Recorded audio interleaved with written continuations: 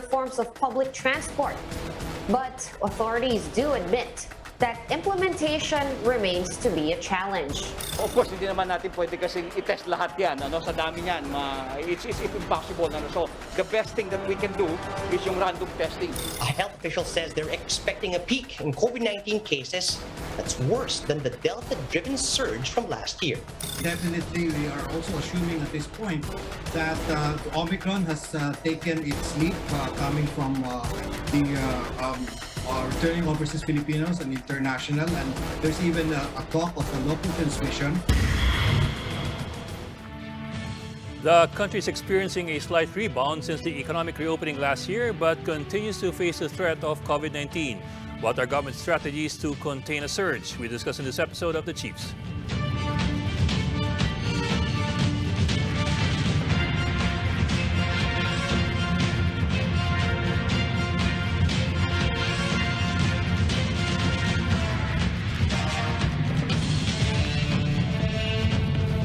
Welcome to the Tuesday edition of the Chiefs. I'm Ed Lingao. Also with us, Ana Marie Pamintuan to Philippine Star from the port area in Manila, Lucy Cruz Valdez of News 5 from Quezon City, and Robbie Alampay of One News. Robbie and ladies, happy Tuesday. Good evening. Tuesday. Good evening. Okay, anong malaking, Ami, anong headline niyo bukas? Pila, hindi ng bigas kundi sa paracetamol. Paracetamol at pati sa sa vaccine. mga testing centers at pati sa mga bakunahan. Mukhang maraming tao ngayon ang medyo nagpapanik dahil dun sa mga balita ng Omicron causing a spike. So everybody wants to get vaccinated now and everybody wants to get tested now and everybody wants to get paracetamol now as well. Yes. Kaya sabi naman ng DOH, di ba, marami naman daw na generic. Generic ng mga analgesic. Yeah, which is something that pero everybody pati daw must yun, bumababa na. na rin daw ang supply. At in a few days daw, lalabas na uli yung panibagong supply, sabi ng Big Pharma. Yeah, because these are locally produced naman eh. Tsaka local lang naman yan eh. Yeah. So the supply should keep up with the demand. That shouldn't be a problem. Not unless somebody really is hoarding. Parang bigas ba? Sigurista lang, hindi naman siguro hoarding. Hindi mo. Nag-expire yan. Ang hirap baka may scalper na no? Yung mga tipo. Nagbebenta na sa online. Double the price. Actually, you can find it online. It's easy to order online. Yung paracetamol, I ordered online. Nag-out of stock na rin eh. Delikado mag-order online ng medicine, di ba sabi ng FDA? Ganun ba? Okay. Yes, kasi hindi mo alam yung expiry date. Yes. Okay, well, let's bring in our first guest for tonight. We begin tonight with contact tracing czar and Baguio City Mayor Benjamin Magalang. Sir, welcome back to Chiefs. It's good to see you again. Good evening, Good evening, sir. Good evening, Mayor. Me, Ducci, and Robbie. Good evening sa ating mga televiewers. Yes, sir. Sir, we do remember na contact tracing was one of the major pillars in the fight against COVID-19. But we haven't heard much of it lately. Parang everything has been focused on the purchase and implementation of the vaccination program and the quarantining and isolation. How are we doing with the contact tracing? Last we heard kasi from you, parang we're not meeting our targets but I don't know if that's changed. Yeah, we were not hitting our target when we got hit with the Delta because we were overwhelmed with the number of cases, yung daily number of cases, and our contact traces, limited in number, cannot cope up with the demand. Pero nung bumaba yung cases natin, gumanda naman because there are more contact tracers working on one case. Unlike in the past na nung Delta variant na isang contact tracer, umahawak yan ng mga 15 cases. Ngayon, isang case, nagtatrabaho mga 4, 5. So, gumanda yung contact tracing efficiency natin. Umabot na 1:10. That's a good one. In fact, our standard is 1:15 and no longer 1:37 to be realistic about it. Pero itong onset ng Omicron, and definitely it will be a difficult, effort on the part of the contact tracers considering the fact na very limited na ngayon. In fact, na-terminate na yung mga contact tracers na recruit na DILG. Na-hire nun, oo. Oo, at ang sabi sa akin ng DILG kanina, malamang siguro baka sa February pa o considering the fact that we still have to get the funds from DBM So mga February pa siya kasi i-process pa lahat. So it's up to local government to take the initiative. Mabuti na lang nandiyan yung mga Philippine National Police na tutulong at yung ibang uniform services just like what we're doing. But Mayor, red tape aside, how hard is it to just call back lahat ng mga contact tracers na yun and to put them out in the field and activate them immediately? I wish we can do that. I wish the ILG can simply do that, pero there's a process. Yun nga yung bureaucratic process natin. At kailangan ma-release pa yung pera and unfortunately, the money is not yet available. At ang binanggit niya sa akin na 250 million lang ang available na funds for contact tracing and we still have to source out funding. Kaya it will be a big challenge now considering the fact na mas malaki itong haharapin natin na number of cases. It will probably double. But Mayor, what I wanted to know was, like I said, if you put red tape aside, yung sa human resource, it's the exact same human resource that we're looking at. So kumbaga naka-standby lang yan, or are we going to enter another phase of training and capacity building and bringing in new people? Hindi naman na. Hindi naman na. Readily available sila. Kaya lang, sino naman na magtatrabaho kung alam niyang wala pang sweldo. Unless magbo-volunteer sila, pero sabi nga nila, ang recruitment according to the ILG, mag-umpisa lang yung kanilang payment siguro pa yun ng February. I'm pretty sure that some of the contact tracers, because of their individual efforts to really help and yung sense of volunteerism nila mataas, they will volunteer to keep on working. Ganun din ang gagawin nila sa ibang mga local government, I'm pretty sure. Pero sir, can't anything be bago done? bang Digital contact, meron tayong digital contact tracing capability. Ano na nangyari doon? We've been talking for a long time about the need to make yung mga LGUs, may kanya-kanya din to make them interoperable. Natuloy na ba yun? Saka kumusta na yung stay safe? I mean, is it still even being used? Yeah, stay safe is still there. Yung very limited lang yung access ng local governments to stay safe.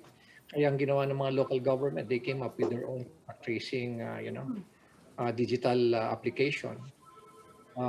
At the same time, yung contra COVID naman natin na contact tracing, digital contact tracing, nabalitaan ko nung meeting last week, doon pala mapipirmahan. After 6 months, mapipirmahan na yung JAW, yung Joint Administrative Order. Kaya kuminsan because of the process, bureaucratic process, kuminsan After 6 months pa lang na mapipirmahan yung exactly what is that? Kailan yun? Kailan yung 6 months na yun? Sabi sa akin na mapipirmahan na raw ngayon. For ano yun, Mayor? Yeah, so Joint The Administrative. Joint Administrative Order. For Joint Administrative Order para talagang tumakbo na yung tanod contra COVID. that's the interoperable database. So yun yung Oo, yun ba yun? Na interconnected na siya. Interoperability at the same time enterprise siya, so merong network sharing, merong information sharing ng data. Mayor, parang it's a So little bit ngayon pa lang concerning. napirmahan, so kailan yun magiging operational? Kung ngayon pa lang napirmahan. Anytime soon, magiging operational na yun. Okay. So, Pero sir, it's a bit, I think it's a bit worrisome for some of us na parang we're looking at so many administrative issues, 6 months for the signing of the JAW, tapos another 2 months before ma-release ang pera for contact tracers. Parang we're all getting bogged down with I don't know, is it red tape? What can be done to facilitate all of these urgent issues?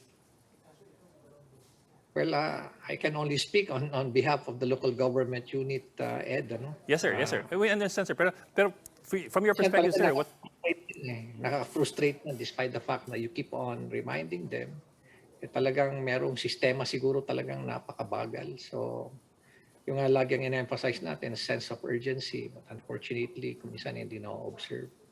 It becomes very frustrating. But Mayor, I hope you don't mind. I'm not trying to put you on the spot. But the national government has all the power they need, di po ba? Yeah, definitely. Siyempre, pero marami rin silang concern din. Marami rin concern, kaya siguro intindihin na lang natin. So on our own, talagang kanya-kanyang initiative na lang on the part of the local government unit. Marami rin problema ang national government. Yes, sir. Pero sir, look at it. We'll try to look at it this way, din, sir. Kasi we all knew that we had to roll over the contracts for the contact tracers, as soon as possible because it's a continuing thing. And yet we're looking at a possible 2-month delay before ma-approve ang budget. And tama-tama po yan doon sa expected surge ng Omicron. So I don't wanna. I'm hoping we're not too fatalistic about things na parang yun na talaga yung mangyayari. But is there any way we can push, or is there any other buttons that we can press, or anybody else that we can drill down on? Pero okay na-brief na namin sila. In fact, si Dr. Raymond ang nag-represent sa akin because I was then on my flight on my way back to Manila nung nagkaroon kami ng meeting last 29 December. Nag-resolve naman yung issue na. So pipirmahan na patapos execution na lang. Tuloy pa din ba yung desire niya, Mayor, to resign as contact tracing chief? Kasi pinigilan kayo ng gobyerno, di ba? Ba't nandun pa rin ba yung intent niya, yung gusto niya? Ay, hindi na.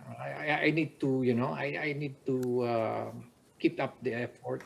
Hindi ko naman basta-basta iiwanan and just leave them hanging. Alam mo, 4 yan na pillars ng ating PITR strategy. If one collapses, it impacts the other 3 pillars. So hindi ka basta-basta magre-resign because you have some frustration. Hindi naman ganon. Lalo-lalo na nandito na tayo sa dulo, last 100 meters patas, bibigay pa tayo. Hindi naman maganda yon. Tuloy-tuloy na lang, maski na may mga ganyan mga nangyayari. Just keep on working and, nakafocus ka lang talaga doon sa trabaho. And you cannot just simply let people down. So, I just understand na ganun talaga sa gobyerno. Kuminsan may mga processes tayo na hindi mo maintindihan. Frustrate ka, pero you just don't simply have to give up. Okay, sir, we just need to go into a break, but we would like to come back with you. So please stay with us, stay on the line. This will be very quick. Maraming salamat po. Okay, we'll just go into a break.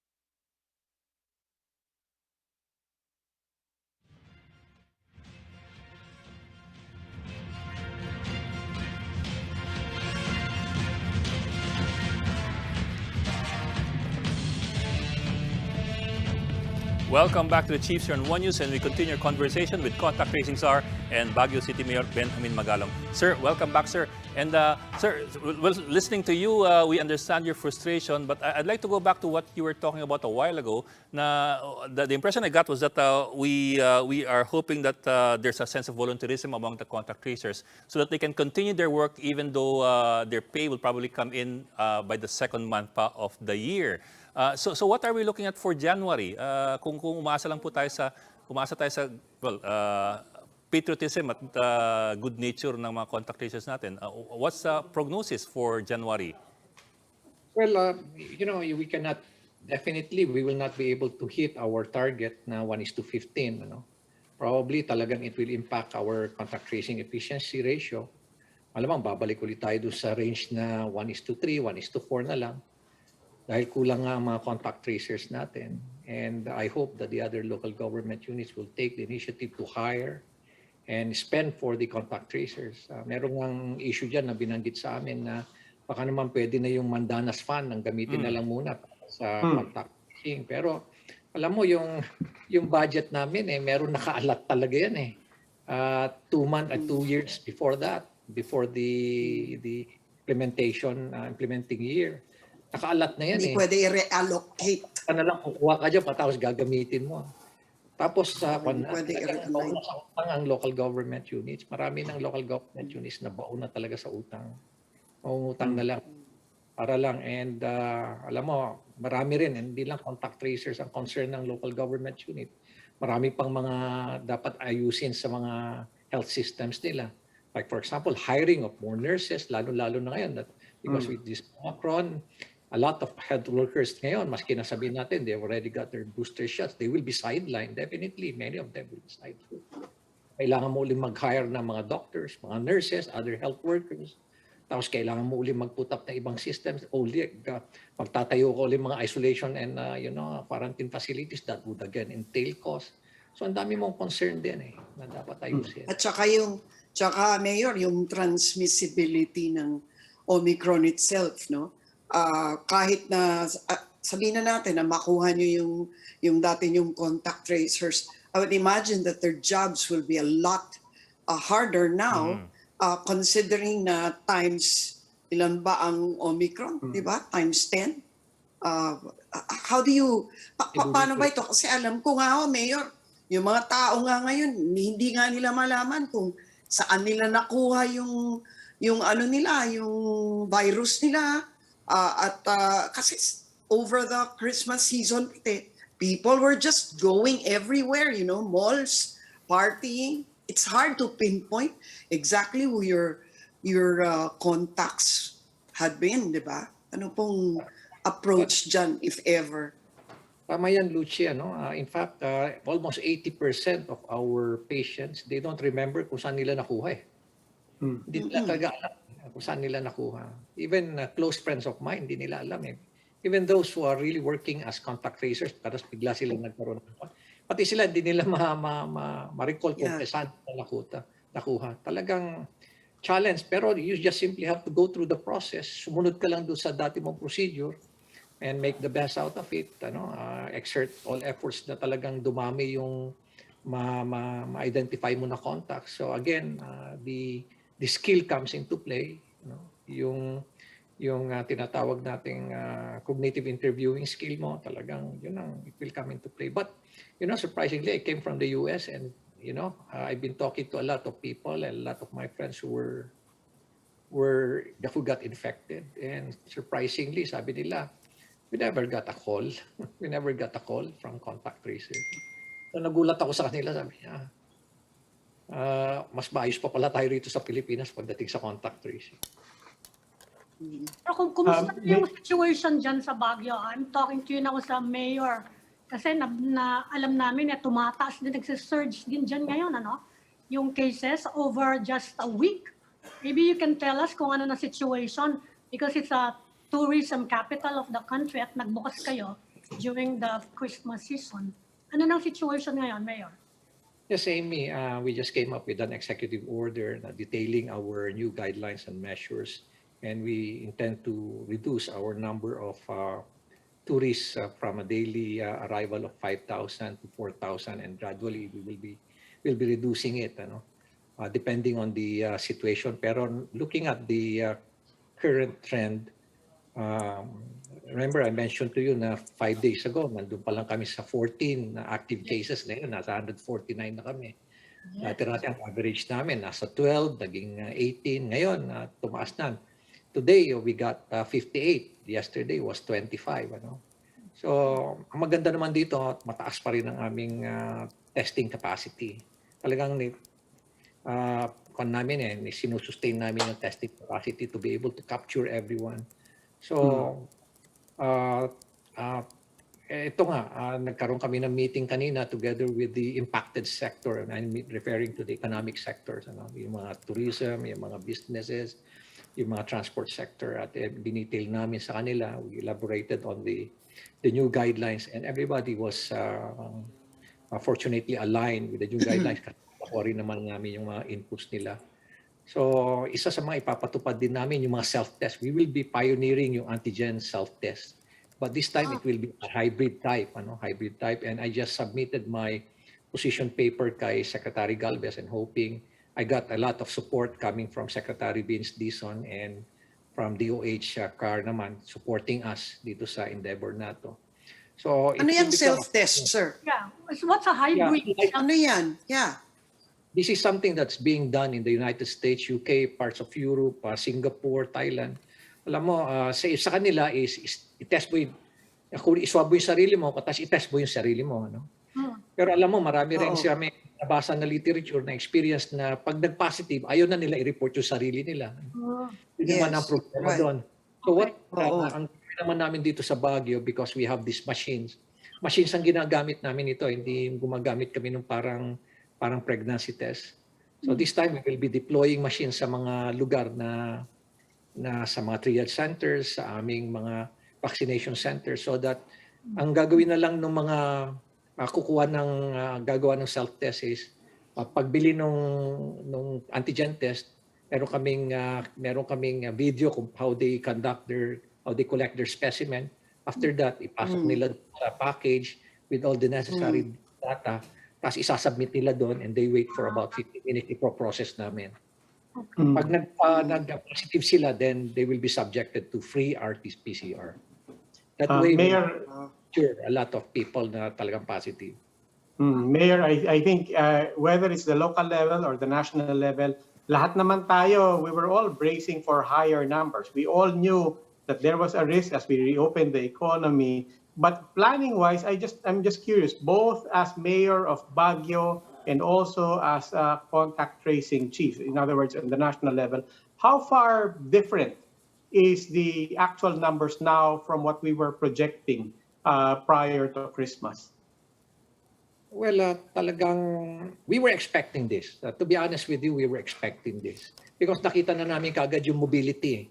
And if you look at the mobility graph ng Metro Manila at Cordillera, kasi we're regularly looking at it. Meron kaming tinuruan kasi kami ng WHO how to avail of this mobility graph. Nakita talaga namin na it went through the standard na yung baseline. Unlike in the past na it's always at the baseline maski umaakyat siya.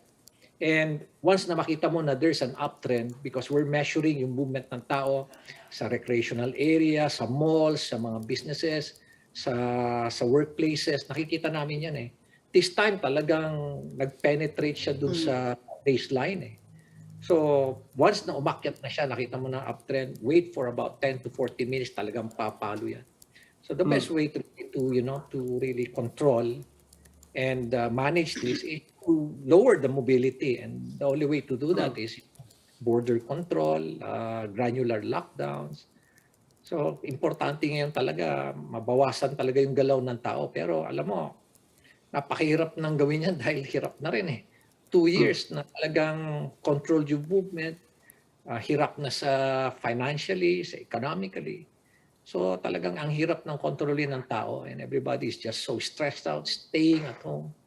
So talagang kailangan talaga ng management and crisis management. Pero sabi nga nila, i-ramp up daw yung testing, Mayor. So yung sinabi niyong hybrid, that's very interesting. You're saying na ang libre yung RT-PCR confirmatory. Pero yung antigen, kailangan bilhin, ganun ba? Kasi I'm asking this kasi there's a proposal now na gawin daw libre ang mass testing nationwide or at least in areas na mataas yung COVID. Ngayon, hindi lang malaman who will shoulder, yung local or national. What do you think of that suggestion, Mayor? Well, I wish we could sustain that, but it's something that not sustainable. Can you just imagine if you test about 200,000 people? Times mo na lang yan ng 2,800. Ang laking cost niyan. Ang laking cost niyan. That's about, 2,000 plus, that's about 400 million or 200 million. Sabihin na lang natin 200 million a day testing so much number of people. And in 5 days, 1 billion, that's not something sustainable. And that's only for testing. That's not even for treatment. But this time, itong antigen, some people can afford to buy antigen test, especially kung mura lang. Sa amin sa Baguio, talagang murang-mura lang at cost. Mura is mura. Mayor, mura. Mga 200 something lang yan eh, per kit. 450. Diba? 300. Oh, yeah. Mga 180. Nakabili ako eh. Oo. Yeah. Mura nga lang yan.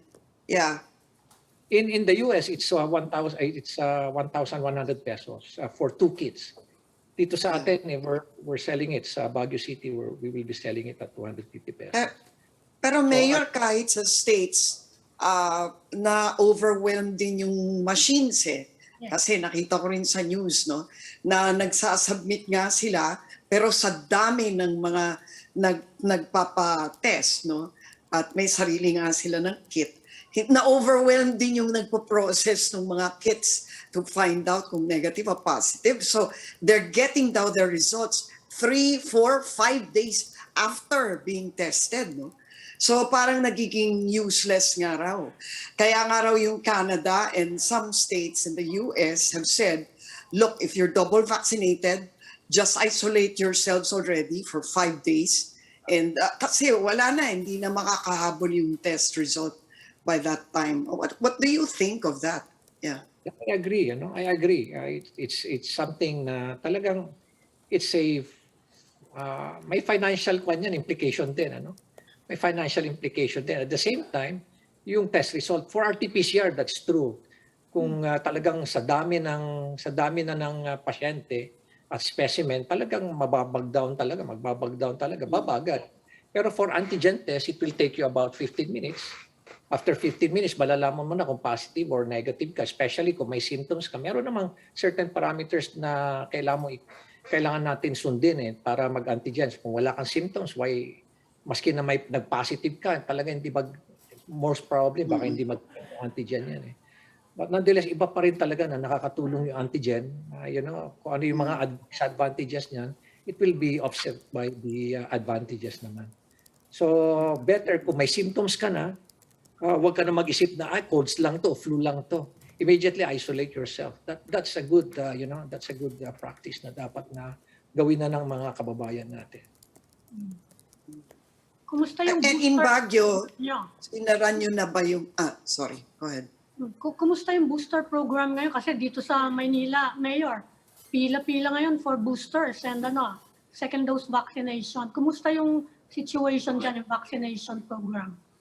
Well, for looking at the 70% na dinifined na prescribed ng DOH dito sa siyudad ng Baguio, we're now at 120% sa aming first dose and 102% kami sa second dose. Sa mga bata naman, nandito na kami sa 72% sa first dose and nasa 60+%, I think nasa 64% kami sa second dose.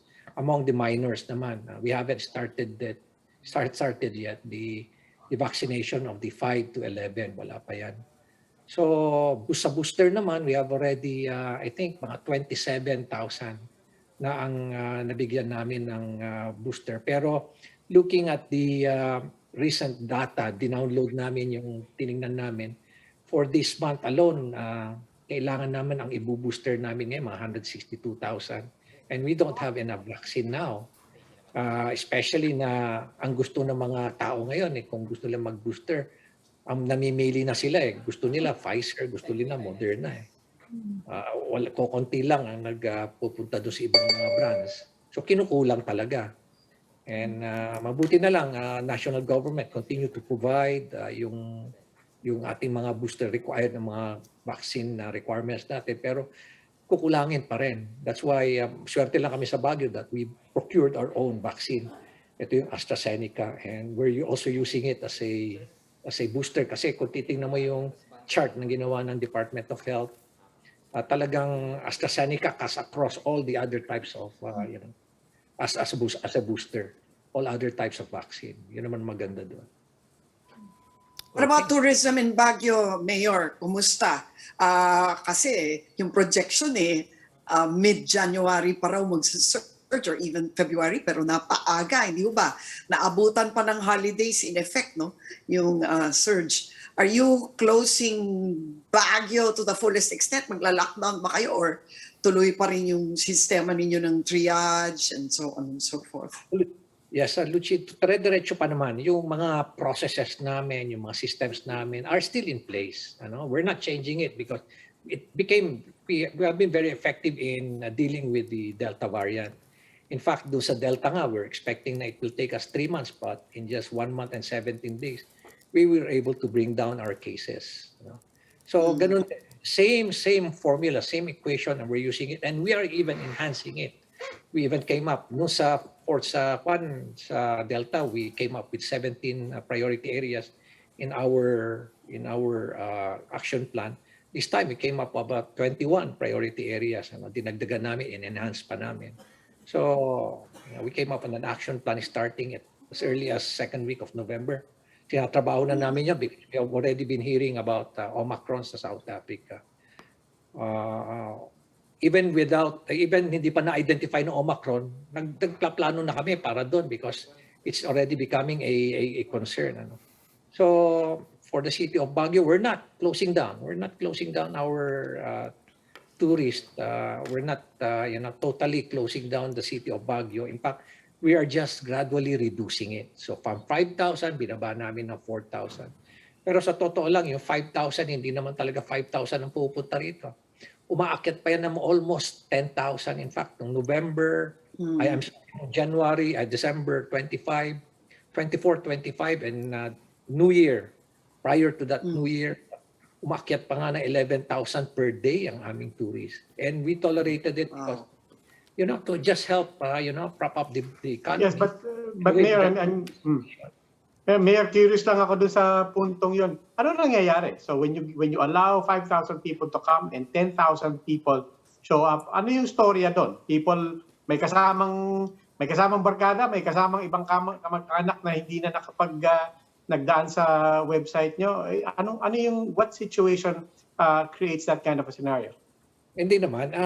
Namo-monitor naman namin sila. Sa totoo lang, namo-monitor namin sila kasi they have to register. No? They have to register. At nakikita naman namin yung report din ng mga hotels. Nagkaroon lang kami ng malaking problema when we added more triage facilities. We allowed other hotels and other accommodation facilities or establishments to open up their own triage. Kasi nga, nagbabag down na yung mga triage facility namin sa dami ng bisita eh. And a lot of people would like to come up to the city of Baguio, experience yung weather and yung good air, at yung siyempre yung aming mga parks dito and yung surroundings. Pero nung hindi namin nakaka-capture lahat because some other accommodation establishment failed to report it. Na ganun na yung kanilang number of guests. And besides yung aming bisita, yung contract doon nung developer nag-end na. Kaya nung nag-open kami ng ibang triage facilities, nahirapan kaming integrate doon sa system namin. So, nahirapan kaming only to find out later. Sa amin namin, nagugulat na lang kami na ang dami na pala. But manageable pa rin. And we were closely monitoring kung kaya ba doon sa traffic, kumusta yung situation namin, kumusta yung cases namin, at mababa pa rin naman yung mga cases. Kaya tinolerate lang namin so that we will be able to help also our businesses recover. Okay, Contact Tracing Czar and Baguio City Mayor Benjamin Magalong. Sir, we do hope to see you again this time in person. Okay, thank you, Ed. Maraming salamat po. Thank you, Ingat po. Mayor. Thank you. And Noel, maraming salamat din. Good evening po sa inyo. Okay, very interesting conversation with the Contact Tracing Czar, talking about frustrations over over bureaucratic problems. Red tape. And right on the month na baka tamaan tayo ng surge ng Omicron, unfortunately. Anyway, we are getting ready for our next guest, but in the meantime, they are still ironing out some technical issues. Okay, we have him already. Okay, bringing in our next guest, we are joined by economist Professor Emmanuel Leco. He is also the president of the Pamantasan Lungsod ng Maynila. Maraming salamat, Professor Leco, and thank you for joining us. Welcome back. Thank you. Good evening. Good evening, sir. Good evening, sir. Happy New Year. Happy New Year po. Happy New Year, and thank you for having me back. Good Yes, to see sir. you. Sir, well, last month, I think it was December 15, the ADB released its latest estimate, adjusting upwards yung projections niya for the Philippines. For 2021, from 4.5% to 5.1 GDP. For 2022, this year, from 5.5, they're projecting 6. I don't know if it's too early to ask you if we are still confident about meeting those targets, considering that we're on the verge of having a possible not a meltdown, but a possible health issue with the Omicron variant. What do you foresee? Is this going to have a major impact or effect on our targets on these projections?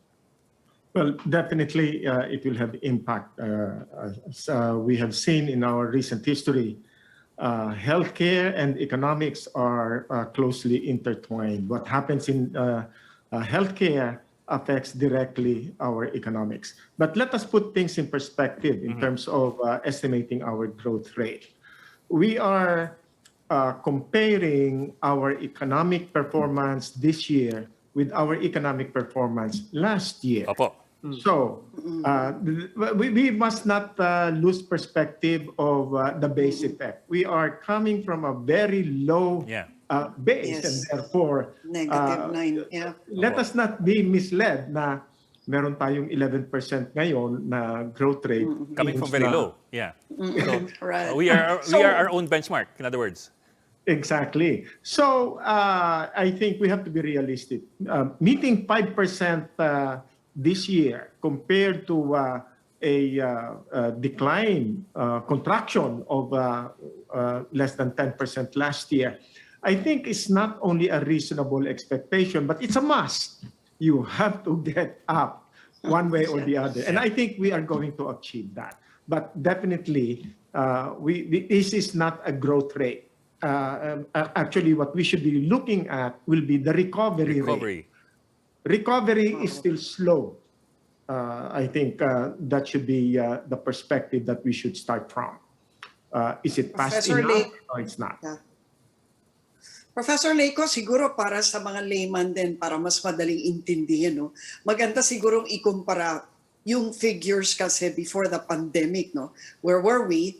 And compared to that, where are we now? So how much of a recovery do we need to actually be able to accomplish in order to get to at least somewhere, as close to pre-pandemic levels as we possibly can? So we contracted mga 9.3% last year. Para maka-break even tayo, kailangan makabawi tayo at least 9%, 9.5%. Yes. Ngayon, makabalik lang tayo dun, zero pa rin yun, zero growth yun. Recovery yun. To have a growth rate, I think we should be looking at 12%, 13, 14, 15%. That is growth rate. So, kung mag-report lang tayo ng 5%, that is still a contraction. Yeah. Yeah. That's a good way of putting it. That's a very good way of putting it. Okay. So negative pa rin in short. So in effect, negative. We're still in the red. We are in the red, just like what is in my background, no? The background there is like the heart rate. You're saying that Omicron threat will further slow down our recovery. Is that what you're saying? Well, what I'm saying is that it should not be the case. What we need to lock down is the virus, not the economy. So earlier, I was listening to Mayor Magalong's discussion. I think I can share the frustration, but I think we have to take things in perspective. Our healthcare was in a bad shape even before the pandemic hit us. Remember what the WHO was saying, no? Annually, economies like the Philippines should spend about 5% of our GDP Yes. for healthcare. Pero tayo nasa 2.5%, 3%. And then when the pandemic hit us, that is where everything had its revelations. No? Na-expose ang ating healthcare system. Terrible ang ating healthcare system. We're not ready. So they're talking about congested hospitals in the Philippines. No, you know why we are congested? Kasi, by the way, I also worked in a healthcare reform agenda project before. And one of the things that we found was that the referral network in our healthcare system was a major failure. For example, acute care versus promotive healthcare. Ibig sabihin, kung ikaw ay hindi naman grabing-grabe ang iyong kaso, Bakit ka pupunta sa acute care hospital? Bakit ka pupunta sa secondary, tertiary care hospital? Kung ikaw ay manganganak, ba't hindi ka magpunta sa lying-in clinic? Bakit ka pupunta sa mga malalaking ospital? So, what we're looking at are manganganak, inaatake sa puso, may COVID, nag-aagawan sila sa the same hospital bed. That is terrible. So, when we look at our healthcare system, wag lang tayong tumingin doon sa number of beds, but we also have to look at how are we managing the healthcare traffic in the Philippines. Kasi lahat sila dumadaan sa isang kalye, lahat sila nagpupunta sa isang destinasyon. Lahat ay karamihan ay napupunta lang dito sa NCR. Actually, the NCR is in a better shape than most of our regions because our healthcare facilities are better equipped. We have more people here. We have better physician, nurse, or professional healthcare professionals ratio versus our patient. Talagang this is expected. Hindi natin matatanggal na ito ang nangyari sa atin because our healthcare system to begin with was not in good shape. Yeah, Professor Leico, the other big context to 2022, of course, is national elections natin. More to the point, hindi lang elections, a new government by June. Maybe give us the 1-minute version. What kind of economy will this administration be handing over to the next administration kahit sino pa nanalo? I think Secretary Dominguez already mentioned that. No, the next government will be dealing with a very high debt level. They will be dealing with economy na threatened ng virus, na weak na healthcare system. So ano tayo, no? Ang challenge ng next government will be serious, will be strong, and therefore lalo na one major issue here is the national debt, no? More than yung 11 trillion. Hindi ko alam kung Professor, saan bibilangin yun. People are panicking over that number, no? First of all, is there real reason to panic over it? Or are we still at sabihin na lang natin, manageable? Kumbaga, hindi pa ito yung super lubog sa utang na imposible na it's almost impossible to be able to pay it back. How should we actually assess this 11 trillion? Okay, let's again put things in perspective. Yung 11 trillion, 12 trillion na yan, hindi naman lahat yan ay foreign debt. In other words, hindi lahat dollar denominated, meron din talagang locally peso denominated. Domestic, yes. Again, meron din itong short-term, mid-term at long-term. Marami dito mid-term, long-term. Kakunti ang short-term. Pero ang ibig lang sabihin niyan, next year, hindi pa tayo, wala pang krisis. Pero kung ang economy natin hindi makabawi, in the next 2 years, 3 years, magbabayad na tayo ng utang natin, ang economy natin ay hindi pa rin nakakabangon, worse crisis ito than the 1980s debt crisis, if you remember. I don't know, I don't want to date you, but let us just remind ourselves. The national debt crisis, no, in the 80s was serious enough na ang foreign debtors natin, foreign creditors natin really had to come in, really had to intervene, no? And then even accused our national government of lying, no, with our numbers. Hindi malayong mangyari uli yan kung ang economy natin ay hindi makabangon in the next year or so. Next year, mukhang hindi pa rin tayo makakabangon. Pero definitely, 2023 is a must. Kaya it makes it very important yung eleksyon na ito. Mamimili ba ang mga Pilipino ng kandidato, ng presidente na kayang i-manage ang ating kabuhayan? Professor, I mean, to that point, maybe you can help us and maybe you can help the Filipino people differentiate, di ba? Kasi actually, I can tell you right now, lahat ng kandidato sasabihin nila kaya nila. Lahat ng kandidato sasabihin nila, uunahin nila yung healthcare, uunahin nila yung COVID, uunahin nila yung ekonomiya.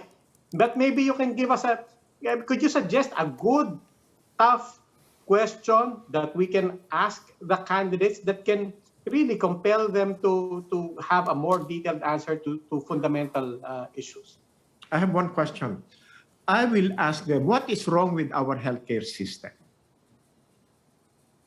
What should we do in order to cope with the pandemic? Because the pandemic is here to stay. So ano ang iyong healthcare plan? Ngayon, kung sasabihin niya na magbabakuna, magaganito, those are the run-of-the-mill na sagot. No? Sagot. Right now, we have to rationalize the healthcare system. Anong klaseng facilities ang pwede mong itayo ngayon? Marami kasi ngayon, mga acute care facilities, tingnan mo ang kanilang utilization rate. Alam mo, ang ating population growth rate continues. No? Mas maraming nanganganak sa mga acute care facilities than those patients who are going there for acute care requirements nila. You know, at maraming namamatay. Maraming namamatay, hindi nakakakuha, hindi nakakapasok sa ospital during this pandemic for non-COVID related cases. Namatay sila kasi hindi sila nakapasok sa ospital. Namatay sila kasi walang doktor na pwedeng tumingin sa kanila. Why? Because the healthcare structure natin, ang healthcare system natin was not fit to address this pandemic, not fit to continue delivering the normal healthcare requirements ng mga tao. Marami pa rin ang namamatay sa cancer, marami pa rin ang namamatay sa atake sa puso, sa stroke. Marami ang namamatay sa tuberculosis. Ang namamatay ngayon sa COVID ay hindi ganun kasing laki kumpara sa mga namamatay sa cancer. I don't have the exact numbers, no? Pero I suspect na bakit bigla tayong napunta doon. So, kung ang kandidato ay magsasabi na alam niya, kaya niya, I'd like to ask him, how will you manage the healthcare system of the country? How will you be able to deliver the healthcare requirements of our people while attending to the pandemic? Prof, anong tamang So sagot? what is the correct answer to your question? Ano yung tamang What is sagot the po? correct answer? Baka right minus wrong para yan. alam din namin kung tama sila. Halimbawa, so when you're saying nagpupuntahan sa mga acute care centers, yung mga nanganganak lang naman na pwede naman sa lying in. What's the answer? More primary hospitals? Is that it? I think ang informed response to that is how will he organize the national healthcare referral system? Kung ikaw ay meron kang nararamdaman, no, yung mga sinasabi nilang triage or yung mga screening bago ka pumasok sa ospital, that should happen in the barangays. Yung mga frontliners natin, na mga barangay healthcare employees natin o healthcare personnel, sila yung nagtitingin, ano bang nararamdaman? Masakit ang tiyan, hindi natunawan, no? Dito ka lang sa barangay, no? Okay. Pero ngayon, kung ikaw ay may appendicitis, kailangan mo ng emergency care, dalhin kita doon sa acute care. So ang frontline mo is the barangay healthcare system. Ngayon, kung ikaw ay may COVID, huwag kang pumunta sa acute care hospital. Pumunta tayo sa COVID hospital. If we think that COVID will continue to stay with us, we should have COVID healthcare facilities. Number one, yung quarantine. Kaya naman, ang bilis ng pagkalat niyan, yung population density natin, talagang makapal ang tao doon sa mga communities. Hanggat makapal ang mga tao doon sa mga communities nila, no, ang bilis umandar ng COVID. So, what do you do? Kung hindi mo ma-address ang housing immediately, kailangan mag-provide ka ng quarantine facility sa mga barangay. Pero hindi pa ginagawa na nga yan, Professor. And we have the one command center, di ba? For referral. Ginagawa na nila yun. And for the healthcare, meron na tayong universal healthcare, wala nga lang pondo. Kaya hindi, inamin naman nila, kaya nga daw gradual yung roll Okay. out. So what else can the candidates promise to do that they can actually implement? Ano yung gusto nyo marinig sa kanila na doable? I'd like to hear what they will do hitting the ground running. Tomorrow, halimbawa, yung mga survey na yan, ano? Ang tanong dapat yan, hindi yung itatanong kung sinong iboboto mo. Ang itanong natin, doon sa mga kandidato na to, sino ang may kakayahan at papaano niya gagawin. No? So, tomorrow, 20,000 ang COVID. Nasaan ang facilities natin? Ang quarantine facilities natin is only enough to handle 5,000 halimbawa. We don't have enough quarantine facilities. Ngayon, may acute care na COVID. Meron ba tayong acute care level for COVID care? Walang ganun eh. Sinasabi lang nila they dedicated 5% or whatever to kasi kailangan pa nila mag-address. But you have to expand immediately. Hindi ito pwedeng gradual rollout. Ang virus, katulad nitong Omicron na ito, walang panahon maghintay. Kaya ang kailangan natin, kung sinasabi nila, papaano ka magtatayo ng mga field hospitals para sa COVID. Ang China, kung saan nag-umpisa ang COVID na ito, immediately nagtayo sila ng mga field hospitals, no?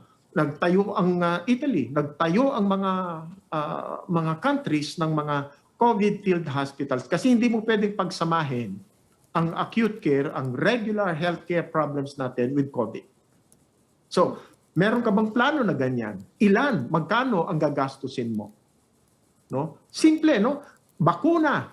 Yung mga tao ayaw magpabakuna. Paano mo sila kukumbinsihin? Huwag papasukin sa mall. Ang dami na nga dyan, may mga peking vaccination card. They'll find a way. So, how do you now deal with the healthcare behavior of the people? Takot sa bakuna. Tatakutin mo lalo. Hindi ka makakapunta sa, hindi ka makakapasok ng mall. Di takot na takot sila. Nagpabakuna ba sila? Yung iba, yes. Yung iba nag-isip ng papaano nila malulusutan ito. Ganon na, no? Yung healthcare behavior ng tao, hindi pa natin nahuhuli. Hindi pa natin na-manage. Tayo pa rin ang nagpapadala kung anong kanilang gagawin. In other words, tayo, no? Ang mga ospital na private hospitals na may capability na mag-provide ng healthcare sa ating mga mamamayan are now getting out of PhilHealth. Di kawawa naman yung walang mga ibang insurance. So, what should you do with PhilHealth? Kaya naniniwala rin ako doon na sa sinabi ng isang kandidato na ang dapat na ipasok mo dyan ay somebody na marunong ng healthcare finance, hindi doktor. Ang doktor marunong gumamot. Marunong ba siyang mag-manage ng budget ng mga ospital? Mukhang hindi yun yata ang kanilang hindi yun ang kanilang expertise. So, kailangan natin ay i-match yung requirements with the expertise na kailangan doon sa mga bagay na ito. So, katulad nitong PhilHealth na to, paano natin may encourage ang private sector to augment the public facilities? No? Umaatras sila. Yung bakuna, inutang natin lahat yan. Hindi naman kailangan utangin lahat yon, no? Yung may kakayahan, pwede naman sila na magbayad. And they did. The private sector purchased bakuna earlier on, pero hindi sila pinayagan na magpabakuna until maubos yung binili ng gobyerno. Di ba? So sa atin, kailangan mo bang mangutang ng todo-todo para sa bakuna? Talagay ko hindi dapat. Ang kailangan natin dito, kailangan nagkaroon ng public-private sector na initiative. Pondohan natin ang ating bakuna. Nagkautang-utang tayo, trilyones. Ang pagbabakuna, inasa natin lang sa public sector, mas padagay ko, mas mahusay kung pati ang private sector ay ibinigay din natin, nilagay din natin ang kanilang kakayahan. Sa ibang bansa, sa Amerika halimbawa, ang nagbabakuna doon yung mga pharmacy, no? Wala nang kailangan na schedule. Walk-in, pwede ka. Magpabakuna ka. Kailangan mo ng booster, magpa-booster ka ngayon. In other words, you make it easy on the people. Ang isa pa, siguro tatanungin ko ang mga kandidato, sino ang magiging o ano ang mga qualifications ng mga ilalagay mo sa team mo para mo tugunan ang COVID. Kung mapapansin ninyo, doktor, militar, LGU, politiko ang nasa natin, no? DFP, no? Ang ating COVID. Sino dito ang operations specialist? Sino dito ang logistics specialist? Sino dito ang finance? In other words, look at the team, no? Hindi ako maniniwala na pagka sinabi ng politiko, kaya niya ito. Hindi niya kaya ito. Walang kaya, walang maski isa na pwedeng kayanin niya na magagawa ang dapat gawin para sa COVID. Walang ganun. So I will look for who will compose your team. Anong mga expertise ang hinahanap mo para tugunan ang ating pangangailangan, para matugunan natin ang hamon ng COVID-19. Pagka sinabi niyan, ako, siya lang, binobola tayo nun. Okay. Professor Emmanuel Leco, always a pleasure to have you with us. Always a learning experience for all of us. Maraming salamat for joining us tonight at ingat po parate. Salamat po. Thank you, Professor. Maraming salamat po, Professor. Maraming salamat po. Good night. That'll be all for this edition of The Chiefs. We hope what was discussed here will keep the conversation going. Now, before we go, a reminder to our viewers, mask on, wash hands, and stay safe, Philippines. I'm Ed Lingao. I'm Mami Pamintuan of the Philippine Star. I'm Lucy Cruz Valdez of News 5. I'm Robbie Alampay, and we are One News.